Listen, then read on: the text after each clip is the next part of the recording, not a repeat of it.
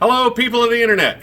We're trying this again. I got a helper behind the camera, and he likes to touch, so stuff's not going smoothly. So I want to do an update on the Volvo. Volvo projects have officially stalled, and not from lack of my desire or money or time or anything else. My boy came to me a couple months back, and he's like, "Daddy, I want to do car shows this year." And so the point of having children is to spend time with children, and you got to do car shows. I don't want to take the Wrangler, I want to take the Volvo. So as you can see, the OEM headlights are back in. They're going to stay for now until probably fall. Content-wise, I'm going to focus more on the Wrangler. I got one project on the Dodge. The Volvo has been oil changed, washed, dried. It's ready to rock and roll as far as I'm concerned. It's the middle of April right now. First car show is this Saturday. So we're as cleaned up and dressed up as it's going to be. This car is driven. It's not a, it's a garage queen, but the car's driven and used. It's just going to be what it is. It got a bath and it's done. By this point, we'll have seen the, should have done the second part of the custom grill. I think came out really good. Hopefully everybody agrees in the video. I'm doing this beforehand. I have my videos all bulk set out. The roof spoiler, I believe I did one or two videos on that a while back, probably last fall, winter. I got pretty deep into it, and I know I've given up on it.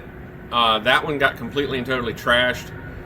I got pretty deep into it. I got to the point where I was ready to fiberglass it, and it was just too big.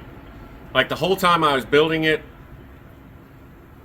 I was on the fence about its size, but it's just too big for me.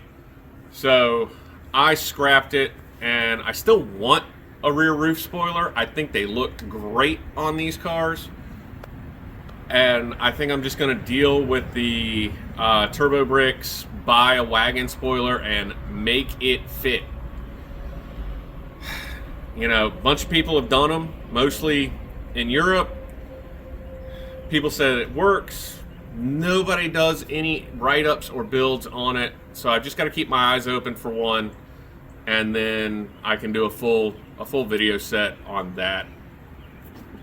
To follow up on the EGR delete, comment was left on the EGR delete. Oh, you're gonna blow up your engine because the EGR dumps extra gas-enriched air and blah blah blah, yada yada. Thanks, truck. So this is the injection system in this is Bosch LH 2.4, and I like Bosch LH jet overall. The way the EGR valve works in this is it is semi-mechanical, semi-electronic. It's got an electronic sensor for like temperature reading on it, and then it's got a vacuum solenoid. It's got a vacuum line that works off of an electro solenoid. Long story short, it doesn't work the way the commenter described it. And he isn't wrong. If you don't tune or chip properly for an EGR car, and you just randomly delete the EGR if you don't know how the system works, it is bad. You can run into a lot of issues. On LH24, everything that I can read, even in my Bosch injection manual, it only works. The EGR only opens in non-boost conditions. So the comment of it'll blow up because it's not getting enough fuel under boost isn't correct. I also have a wideband installed and AFRs, and I've been reading it for several years now, probably about 3 or 4 years I've had it installed. Once warmed up, my cruising, whether it's low speed or high speed, so 35 mile an hour or 70 miles an hour, fluctuates between 14.5 and 14.8. That's stoic. That's perfect.